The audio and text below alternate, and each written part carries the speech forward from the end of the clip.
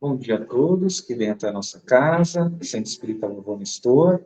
Bom dia também àqueles que vêm através da internet se juntar a gente nesse momento, né? Uma alegria para a gente poder estar reunido para mais uma palestra em torno do Evangelho de Jesus, né? Sobre a ótica espírita. E a gente faz essa palestra todos os domingos, né, às 10 horas, né, presencialmente. Nós estamos aqui na rua Pedro Braga, 130, no bairro Parque Itália.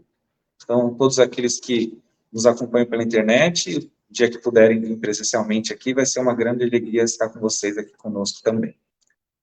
Antes da gente iniciar a palestra, eu vou dar os recadinhos, né, sobre os trabalhos que a gente faz aqui na casa, né. O Centro Espírita Vovô Nestor, em verdade, ele faz parte da Casa da Criança Vovô Nestor, né, que é uma instituição que faz alguns trabalhos, né, assistenciais, né, e nós estamos na sede, onde é uma creche, que acolhe aí por volta de 400 crianças, fazendo todo o trabalho educacional, dando alimentação, né, em parceria com a Prefeitura de Campinas. E o Centro Espírita Vovô Nestor assim, é o braço religioso, vamos dizer assim, da casa, né. Então, nós temos os trabalhos que acontecem aos domingos, às 9 horas começam 3 trabalhos, né. Tem o trabalho de evangelização infantil para as crianças, para os jovens, né, tem aí aulas de moral cristã. Às 9 horas também tem o trabalho de assistência espírita cristã, né, para os adultos, onde a gente se reúne para refletir sobre o tema do Evangelho e receber nossos passes, fazer nossas vibrações. E também às 9 horas começa uma turma de curso de iniciação ao espiritismo, né. Então, para aqueles que querem começar a aprender um pouquinho mais sobre a doutrina, né, tem aulas com temas variados, onde a gente vai começando aí a abrir nossos olhos para uma realidade espiritual aí que nos rodeia, né? E depois, às 10 horas, tem a palestra, no domingo, né? Então, quem não pode vir no domingo, também tem a assistência espírita cristã às terças-feiras, às 19 horas, e também tem o curso de iniciação às quartas-feiras, às 20 horas. Tá bom? Então, tem oportunidade em vários dias aí para a gente estar se reunindo, e todos os trabalhos são gratuitos, né? Uma alegria sempre a gente estar junto. Então é isso, vamos fazer a nossa prece e a gente já inicia a palestra. Vamos agradecer a esse momento de podermos estar aqui reunidos, nos alimentando, alimentando a nossa alma de boas palavras, de bons fluidos, nos fortalecendo o espírito e nos aclarando a consciência na ajuda que nos foi dada dessa doutrina que busca reviver o Evangelho em sua simplicidade, em sua pureza, em nossos corações, em nossas mentes. Agradecemos a esses espíritos amigos, benfeitores, que nos auxiliam no dia a dia, a levarmos a nossa vida, a superarmos as dificuldades, a progredirmos, a crescermos em inteligência, em moral, e agradecemos principalmente ao nosso anjo guardião, que nos tomou sobre sua responsabilidade, sobre sua tutela, e está sempre buscando nos inspirar à prática do bem e do amor. Agradecemos a nosso Mestre Jesus, que nos trouxe ensinamentos de perdão, de humildade, de caridade, de fé, e está sempre conosco, sendo o guia e modelo da humanidade, nosso ponto de referência, para que possamos imitá-lo e assim alcançarmos e construirmos o reino de Deus que está dentro de nós mesmos. E agradecemos então ao Pai, Deus Criador, que nos fez espíritos, que nos concede tudo aquilo que necessitamos para que possamos crescer espiritualmente, para que possamos ter a paz e a felicidade a que somos destinados, a perfeição que está sobre nossa responsabilidade trilhar e que um dia alcançaremos com a graça de Deus e nosso esforço. Obrigado, Senhor, nos abençoe nessa manhã, que possamos sair daqui ao final da palestra revigorados e com esperança no nosso coração. Que assim seja, graças a Deus.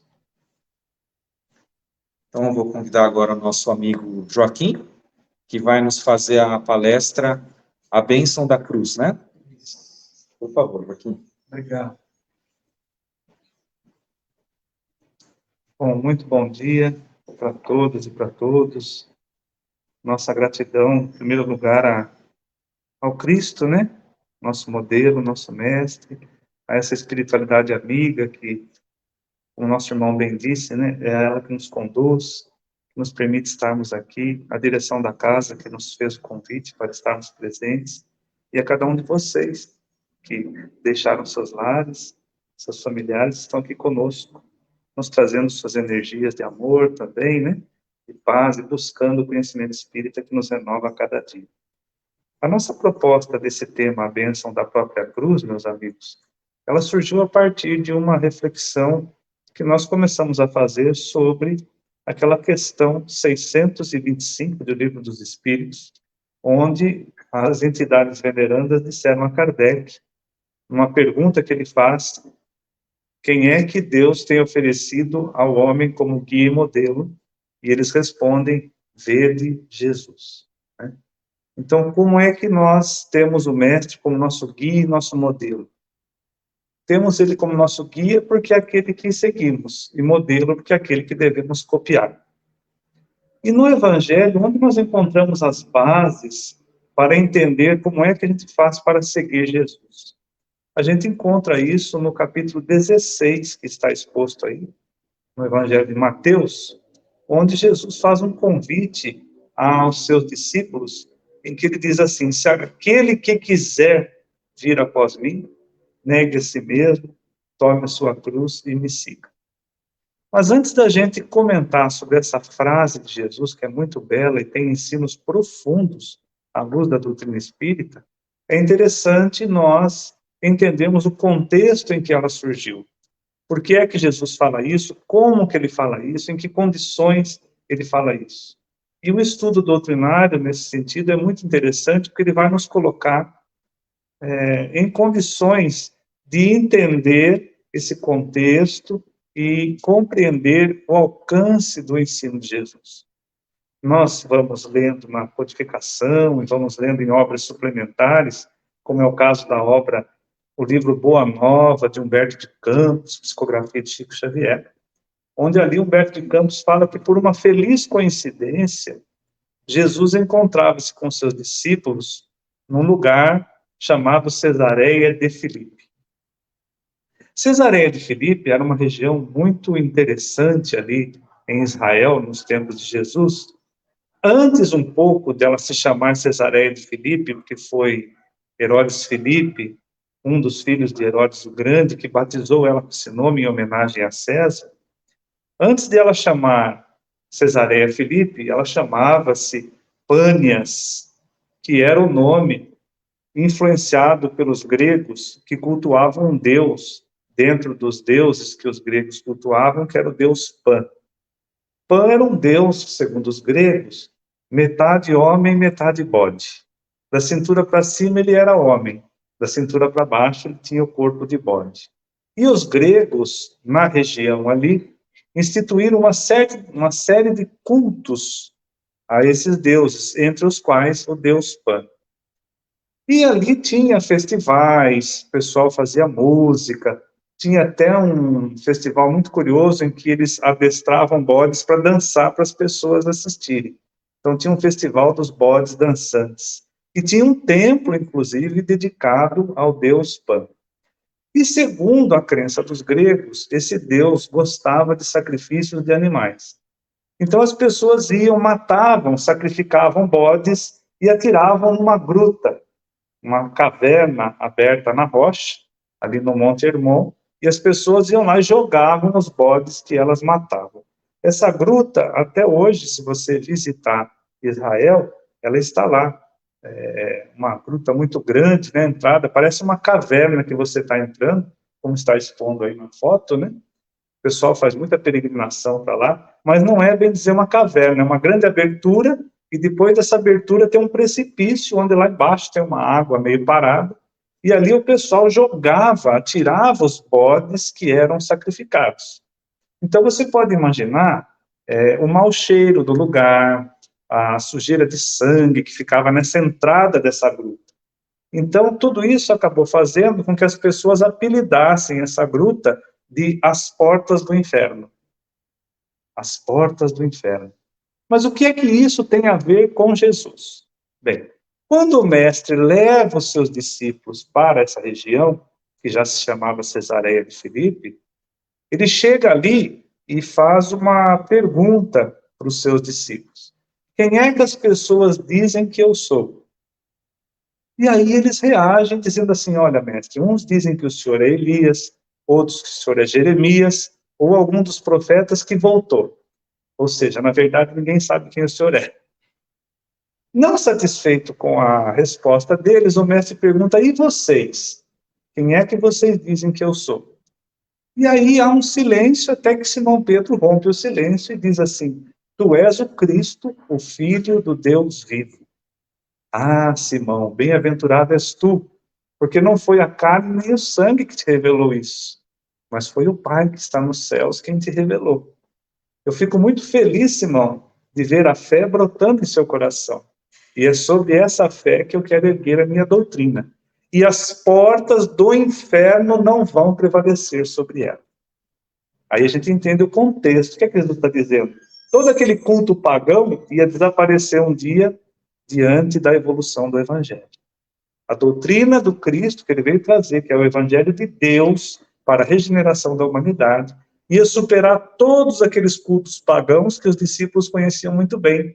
Eles estavam acostumados de ver ali as portas do inferno e todos aqueles demais cultos que os gregos haviam criado e influenciado a região. Então ele dá essa resposta, né? E depois disso, depois que o mestre tem essa revelação de Pedro de que ele é o Cristo, o Filho do Deus vivo, ele pede para eles, olha, não contem isso para ninguém. Mas a partir de agora eu preciso fazer para vocês uma revelação. Ele vai fazer o primeiro anúncio da paixão. A gente sabe que em Mateus serão 3 anúncios. 3 vezes ele vai falar que ele tem que ir para Jerusalém, padecer na mão das autoridades e tal. Então, nesta ocasião, ele faz o primeiro anúncio da paixão. Então ele diz assim, olha, é bom que vocês saibam que agora eu tenho que ir para Jerusalém. Já havia passado mais ou menos uns 2 anos de atividade de Jesus com eles. Eu vou para Jerusalém e vou padecer muito na mão dos altos sacerdotes e dos escribas. Serei crucificado, morto e ressurgirei no 3º dia.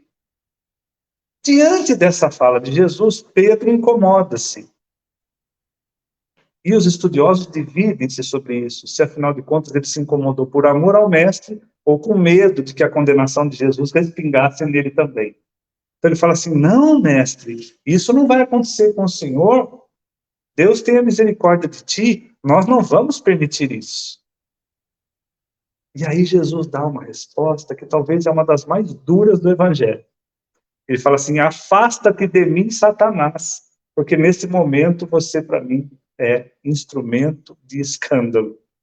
Que coisa curiosa. Há pouco ele havia elogiado a atitude de Pedro de ter revelado ele como Messias. E agora ele pede para Pedro afastar-se, porque ele estava sendo adversário. A palavra Satanás em hebraico significa adversário.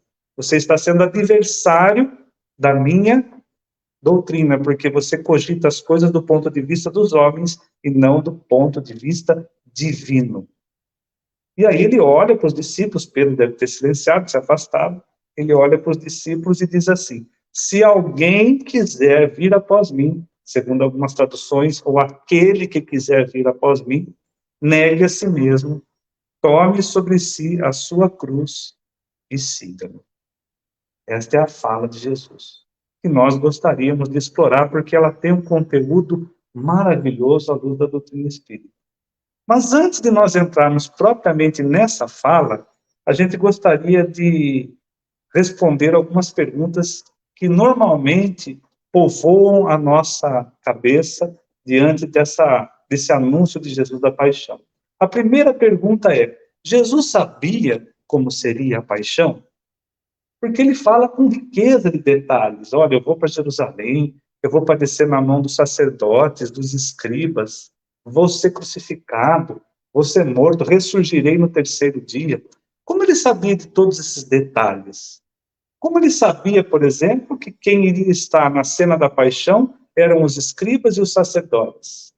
Por que ele exclui da cena os fariseus e os saduceus, que eram seus adversários empedernidos, que inclusive vão desafiá-lo no início do capítulo 16 de Mateus? Por que ele exclui esse público da cena? Como que ele sabia que eles não estariam lá? Então, a doutrina espírita, que é uma doutrina de bom senso, ela nos leva a pensar que nós não precisamos ir nem a um extremo e nem a outro extremo. Jesus não sabia detalhadamente, mas também não ignorava o que ia acontecer. Ele estava indo contra o poder dominante. O seu discurso afetava o poder temporal daquelas lideranças. Ele havia visto como João Batista havia morrido por muito menos. Ele conhecia o processo da crucificação dos romanos. Então, alguma coisa Jesus sabia. Mas daí a conhecer todos os detalhes, que inclusive fariseus e saduceus não estariam na cena, e isso, para a maioria dos estudiosos, chama-se recheio tardio. Foi escrito depois. Afinal de contas, Jesus nada escreveu. Tudo que ele fez foi através do ensino oral. Esses registros do Evangelho foram feitos muitos anos depois de Jesus. E é provável que Mateus, ao escrever ou a redigir seu texto, colocou na boca de Jesus aquilo que realmente aconteceu. Então, nós não precisamos ir nem a um extremo e nem a outro. Mas pode ser que uma outra pergunta esteja povoando a sua mente. Jesus poderia ter evitado a paixão? Todo aquele sofrimento, aquela crucificação? Para muitos ele poderia. Se ele tivesse maneirado sua fala, se ele tivesse sido mais diplomático, se ele não tivesse batido de frente contra os seus adversários, é possível. Mas isso seria pensar com a cabeça humana, como nós pensamos, fazendo média com isso, com aquilo. Jesus não. Jesus pensava do ponto de vista divino. A minha vontade é fazer a vontade daquele que me enviou. Então, Jesus, uma vez que ele olha para a cruz, a partir deste segundo ano de atividade com os apóstolos, ele não tira mais os olhos dela, porque ele quer cumprir aquilo a que ele vinha programado, fazer a vontade de Deus. Mas aí pode ser que na sua cabeça tenha uma terceira e última pergunta. Era vontade de Deus tudo aquilo? Era vontade de Deus que Jesus se submetesse a toda aquela flagelação, toda aquela tortura, todo aquele episódio que o cinema explora e que a gente fica impactado com aquelas cenas de violência? Era vontade de Deus aquilo? Na verdade, não. A vontade de Deus era que Jesus fosse obediente e resignado até o final, que desse o exemplo até o final, que renunciasse a tudo até o final. O que ele fez foi aproveitar da maldade dos homens para consagrar ainda mais a missão de Jesus. Ele retirou do mal um bem, como ele faz comigo e com você todos os dias. Nas situações difíceis que a gente passa no dia a dia, Deus utiliza-se disso para que a gente cresça, para que a gente amadureça, para que a gente se aperfeiçoe. Então, partindo para o ensino que Jesus deu, não sem antes refletir sobre uma coisa interessante, desse primeiro diálogo que Jesus tem com os apóstolos, tem dois pontos muito curiosos. O primeiro, meus amigos, é a noção da reencarnação. Porque quando o mestre pergunta para os discípulos, quem é que vocês dizem que eu sou? Como é que foi a resposta mesmo? Olha, uns dizem que o senhor é Elias, outros que é Jeremias, ou algum dos profetas que voltou. Todos esses eram mortos. Para que Jesus fosse algum desses, através de que meio ele teria como vir aqui? Senão através da reencarnação. Elias havia desencarnado mais ou menos 900 anos antes de Jesus. Jeremias quase 600 anos antes, para que o mestre fosse um deles, renascido apenas através da reencarnação. Curioso, Jesus nunca perdia a oportunidade de ensinar, não é? Ele podia, nesse momento, ter virado para eles e falado assim, se a reencarnação não existisse. Mas que bobagem é essa? Eu ser alguém que está voltando. Isso não existe, só existe uma vida. Mas não, ele silencia. Por quê? Porque Jesus também tinha conhecimento do processo da reencarnação. E sabia que a reencarnação fazia parte dos dogmas do judaísmo, como faz até hoje. Como faz até hoje. Recentemente nós recebemos uma visita de um amigo no trabalho, e ele entregou um cartão de visita da nova empresa onde ele estava trabalhando, e no cantinho ele colocou uma estrela de Davi, um dos grandes símbolos do judaísmo. E nós, depois de uma conversa, perguntamos, mas você tem descendência judaica? Ah, eu tenho, sou de família judaica. Oh, interessante. E ele ficou curioso com a nossa curiosidade. E falou assim, mas por que você está perguntando isso? Você também tem parentes no judaísmo? Falei, não, não é esse caso, mas nós descendemos de uma doutrina, que é o Espiritismo, que também tem suas raízes no judaísmo, porque é uma doutrina judaico-cristã. E ele falou assim, nossa, verdade, então vamos conversar sobre reencarnação? E aí nós tomamos um espanto, né? Ele falou, por que vocês se assustam? Vocês, espíritas, se preocupam muito em provar, nós não, nós sabemos. Porque para nós a reencarnação é uma lei divina. Nós temos que cumprir 613 mandamentos que estão na Torá. Para que a gente cumpra esses 613 mandamentos e chegue ao Pai, nós precisamos de muitas existências na carne, senão a gente não dá conta. Que coisa curiosa, né? Então, muito bonito ver como a reencarnação faz parte dos dogmas do judaísmo desde aquele tempo. Mas, além da noção da reencarnação, nós temos a presença da mediunidade em Simão Pedro, né? Quando Jesus diz assim, não foi a carne nem o sangue que te disse isso, mas o Pai que está nos céus, quem te revelou, ele está dizendo, Pedro, não foi o teu cérebro, o teu pensamento, foi uma inspiração mediúnica. Pedro era médium, às vezes estimulado pelo plano espiritual superior, às vezes inspirado pelo plano espiritual inferior, mas era portador da faculdade mediúnica. Então é interessante ver a revelação de dois pontos doutrinários aí da doutrina, né? Doutrina espírita, a reencarnação e a mediunidade.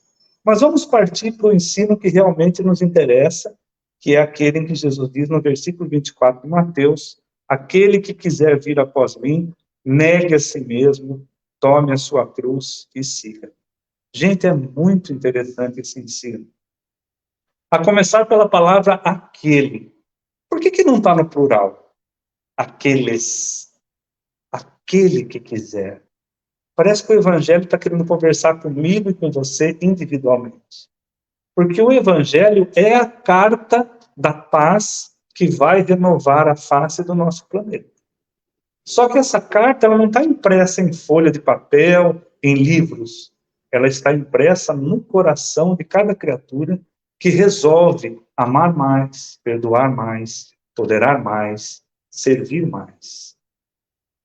Como dizia Gandhi, que não era cristão, uma pessoa que realiza em si o amor, ela neutraliza o ódio de milhões de criaturas. Uma pessoa que consegue mudar, ela transforma a realidade à sua volta. E na tradição judaica, ali no livro Gênesis, que é o primeiro livro da Bíblia, tem uma conversa muito interessante de Deus com Abraão, onde Deus, segundo a tradição dos hebreus, havia descido para verificar o que estava acontecendo numa cidade chamada Sodoma, que ele queria destruir. Porque os pecados de Sodoma haviam subido até o alto. Então ele vem para verificar isso, e no meio do caminho, segundo a tradição hebraica, ele encontra-se com Abraão. E Abraão teria perguntado para Deus, né, sabendo que Deus queria se vingar e destruir Sodoma, ele fala assim, Senhor, e se eu encontrar 50 pessoas justas em Sodoma, o senhor vai destruir Sodoma? Então ele fala assim, olha, mostre-me os 50 e eu poupo a cidade por amor aos 50.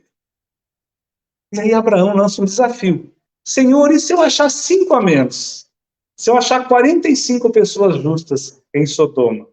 Mostre-me as 45, Abraão, e eu poupo a cidade por amor às 45. Mas e se em vez de 45 eu achar 40? Ora, mostre-me as 40, eu poupo a cidade por amor às 40. E se tiver só 30, Senhor? Mostre-me as 30, eu poupo a cidade por amor às 30. Senhor, não se zangue com seu servo. E se eu achar 20 pessoas justas em Sodoma? Mostre-me as 20, Abraão, e eu poupo a cidade por amor às 20. Olha, eu vou fazer a última pergunta, Senhor. Se eu achar 10 pessoas de bem em Sodoma? Mostre-me as 10, Abraão, eu poupo a cidade por amor às 10. E a conversa termina aí, Gênesis capítulo 18. Mas eu quero crer que Abraão saiu da conversa pensando assim, se eu tivesse falado para ele que eu ia achar um só, ele ia falar, tá bom, eu poupo a cidade por amor a essa uma criatura. E isso ficou como um símbolo para nós entendermos que uma pessoa pode mudar a realidade de um grande número de pessoas. Se na minha casa eu resolvo ser uma pessoa mais pacífica, mais dócil, se eu resolvo ser, como dizem alguns irmãos, o embaixador da paz na minha casa, que é tão bonito isso, né? Nós podemos ser os embaixadores da paz na nossa casa.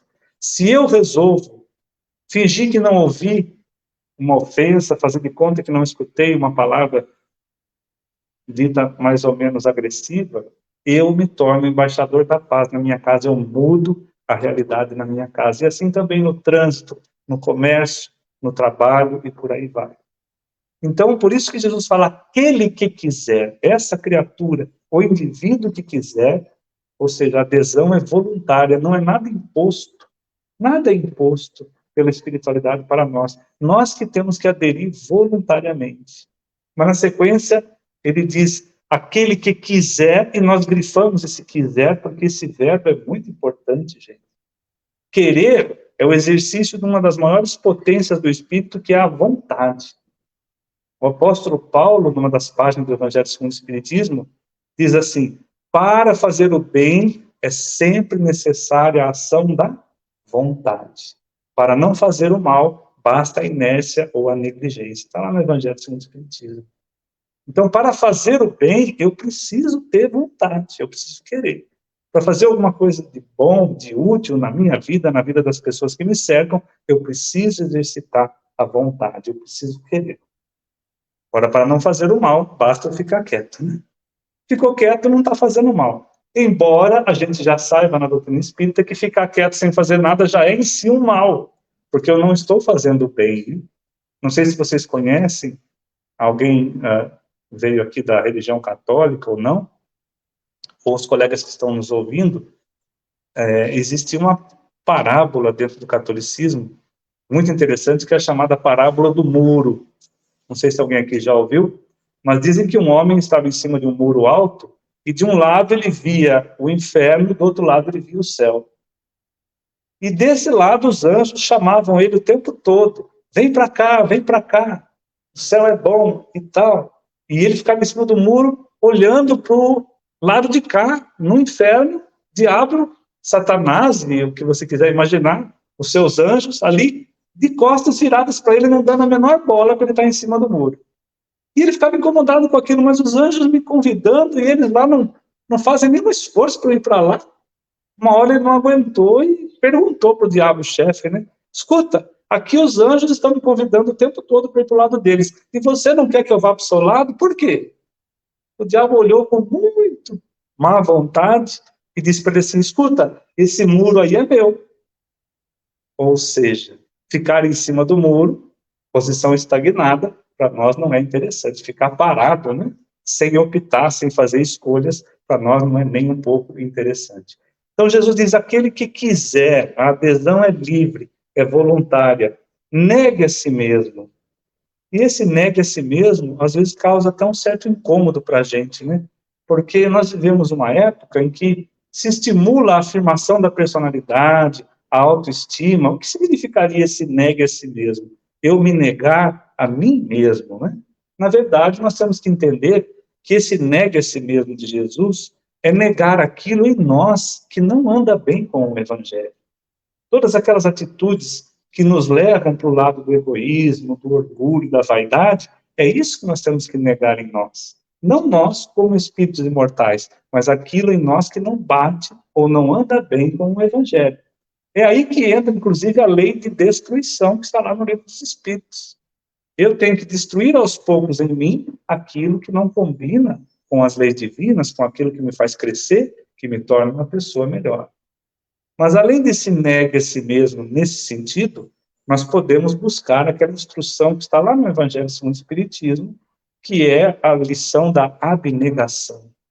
Como é linda aquela instrução do Evangelho segundo o Espiritismo, abnegação e devotamento. A abnegação, meus amigos, é uma virtude tão extraordinária, porque ela é um tipo especial de desprendimento e de desinteresse. Porque o desinteresse tem limites. Eu posso ser uma pessoa desinteressada. Estou prestes a aposentar, não tenho mais tantas preocupações materiais, já formei meus filhos, agora estou esperando meus netos. Sou uma pessoa desinteressada do ponto de vista material. Mas se alguém ameaçar o pouco que eu conquistei na minha vida, sai de baixo. Então, o meu desinteresse tem limites, ele vai até um certo ponto. O indivíduo abnegado, não. A abnegação é um desinteresse tão especial que o indivíduo abnegado é aquele que é capaz de velar ao lado do leito de um enfermo e nem se preocupar se ele mesmo fica doente. O indivíduo abnegado é aquele que tem a capacidade de interceder até por um inimigo, por um adversário. Essa abnegação, que é bela, fala de uma virtude que o Evangelho está tentando desenvolver em nós, que é buscar o outro e não tanto a gente. É interessar-se mais pelo outro do que pelas vantagens pessoais. Nós somos indivíduos, somos individualidades, mas precisamos tomar cuidado para não sermos individualistas demais. Preocuparmos somente conosco, olhando só para o nosso próprio umbigo e esquecendo do outro. Porque a nossa felicidade, nós já sabemos, ela depende da felicidade que a gente leva para os outros corações, não é assim? Então, isso é começar a desenvolver esse sentimento de abnegação, a que fala Jesus. Mas, na sequência, ele fala, tome a sua cruz. E esse ensino a gente costuma não gostar muito. A gente não gosta muito dessa coisa de cruz, né, de carregar peso. A gente gosta do Jesus que passa a mão em todo mundo, que coloca as crianças no colo, aquele que fala assim, vinde a mim os que estão sobrecarregados e eu aliviarei. Aquele Jesus que transforma água em vinho, então nem se fala. A gente gosta desse Jesus. Mas esse mestre que fala, carregue a sua cruz, esse a gente não costuma apreciar muito, não. Porque a gente gosta de fazer sacrifícios até certo ponto.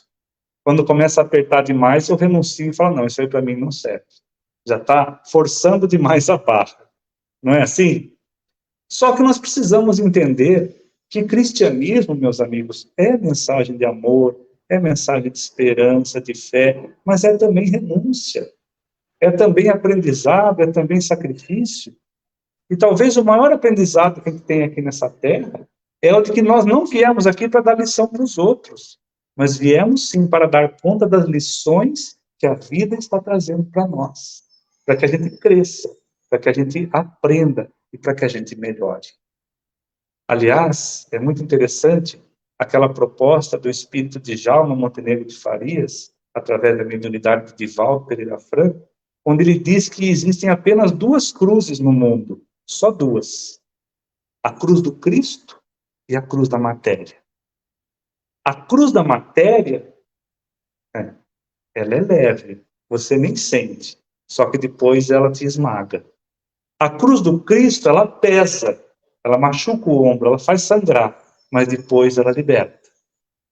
A cruz da matéria, ela chega perfumada, sedutora, envolvendo a gente, só que depois tudo envenena. A cruz do Cristo chega cheirando mal, chega cheirando doença, enfermidade, dificuldade, só que depois tudo perfuma. Então eu preciso compreender qual é o tipo de cruz que eu estou carregando.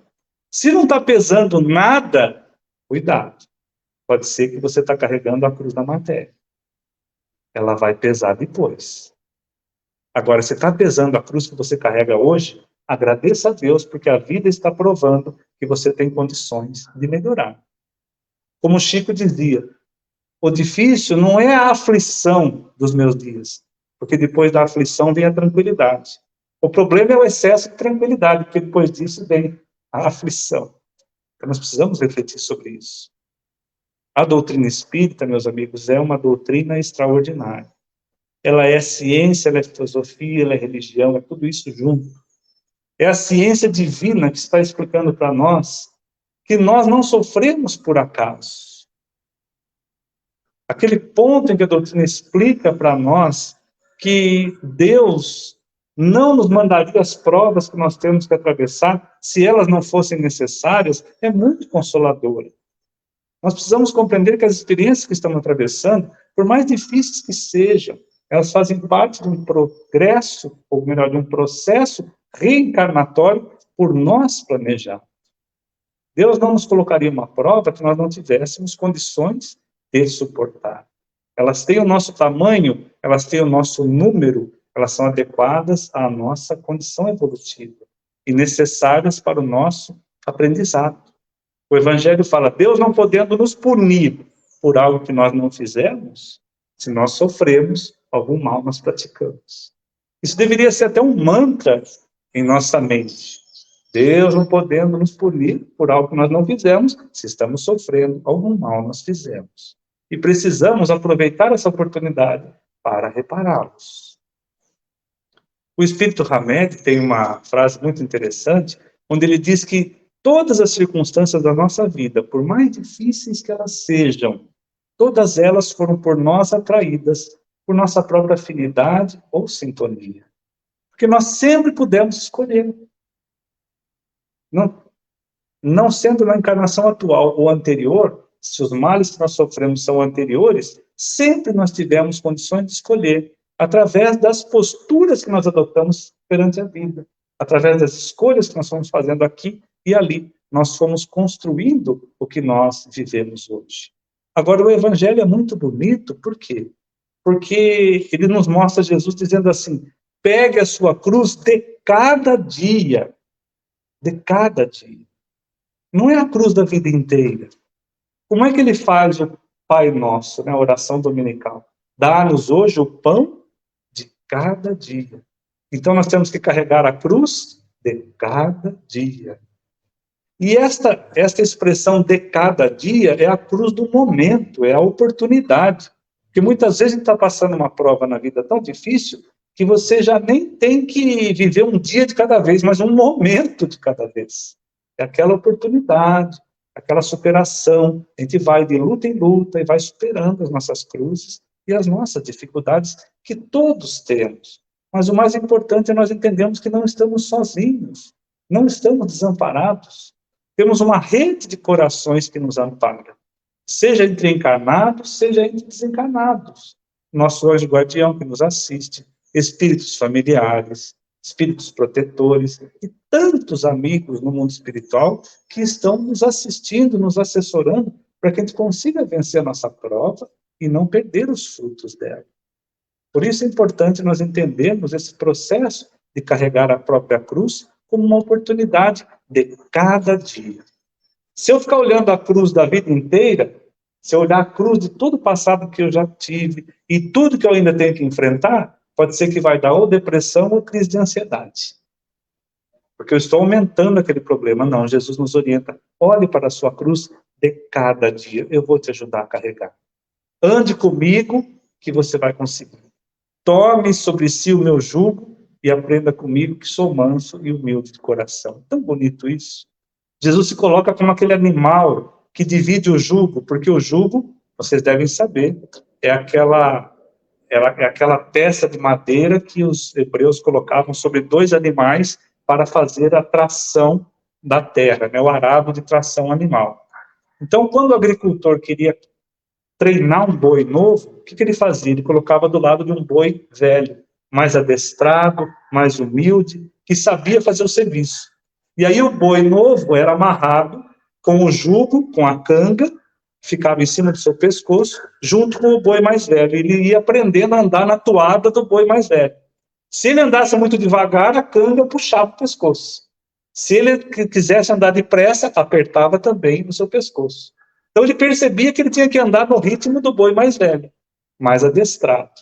Quando Jesus diz, tome sobre si o meu jugo, ele está se colocando como esse animalzinho mais humilde, mais adestrado, que já aprendeu o caminho da evolução. Anda do meu lado que você não se machuca. Pegue a sua cruz e tome sobre si o meu jugo. Caminha junto comigo que eu vou te ajudar.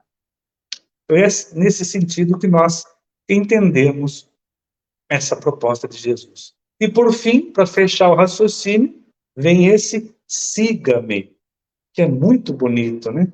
A gente acha que é a parte mais difícil, mas a mais difícil foi lá atrás, né? Decidir, aquele que quiser tomar essa decisão livremente, sem imposição, eu quis seguir. Negar a si mesmo, renunciar a todo tipo de interesse pessoal, tomar a própria cruz, isto é, aceitar os encargos e deveres. Tudo isso é o mais difícil. Agora é seguir Jesus, no nosso ritmo. Eu vou cair muitas vezes, não vou? Vai, todos nós erramos. Mas caiu, levanta. Tropeçou, levanta outra vez. Por que Jesus escolheu 12 homens simples, na sua maioria pescadores? Olha que coisa interessante. Por vários motivos, mas um deles é para mostrar para nós que todos nós podemos segui-lo. Simples como somos, com nossas encrencas, com nossas dificuldades. Como diz o nosso irmão Simão Pedro de Lima, numa palestra muito bonita sobre esse assunto, ele fala assim, nós não precisamos esperar nos tornarmos pessoas especiais para seguir Jesus. É seguindo Jesus que nós vamos nos tornando especiais.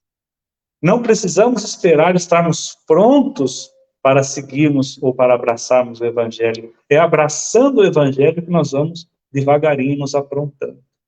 Isso é muito interessante. Então, este é o caminho que Jesus propõe. Caminhar no nosso ritmo, mas não deixar de caminhar. Buscar o Mestre, aceitando as nossas cruzes, que são bênçãos para nós. O cumprimento dos nossos deveres, né? Aceitar livremente os nossos encargos e deveres. Existe uma página belíssima lá no Evangelho segundo o Espiritismo, que nós precisamos meditar muito sobre ela, que chama-se O Dever, de autoria do Espírito Lázaro. É belíssima, onde ele fala não do dever das profissões, mas o dever moral, a obrigação moral. Aquele dever que vai, à medida que nós vamos cumprindo, vai nos aprimorando e vai embelezando as nossas almas. Mas nós temos dificuldade de cumprir os nossos deveres, porque embora a nossa consciência nos induza a isso, o nosso coração quer ir para o caminho contrário.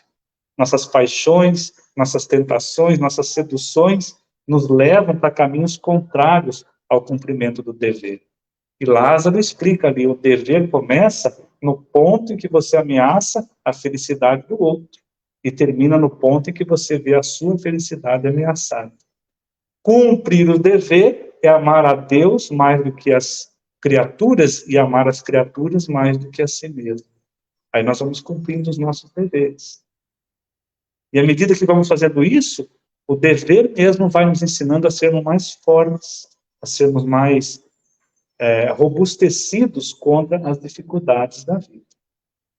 Talvez a melhor forma de nós encerrarmos isso seria lembrando um pequeno poema de Casimiro Cunha, que está no livro Caminhos de Volta, muito bonito, onde ele diz assim, se aceitas o próprio dever, por luz que a vida te aponta, trabalhando e abençoando a servir sem fazer conta, então você aceitou a bênção da própria cruz e está seguindo o seu roteiro de redenção com Jesus. Aprendamos a abraçar as nossas cruzes como meios abençoados que a vida nos trouxe para a nossa própria evolução. E assim, indo na direção do nosso próximo, esquecendo um pouco mais de nós mesmos, nós construiremos a felicidade que tanto almejamos. Que Jesus nos abençoe, nos concede sempre em paz. Nossa gratidão a todos vocês pela atenção, aos colegas que nos acompanham. e sigamos em paz, na certeza do amor de Deus por cada um de nós. Muito obrigado.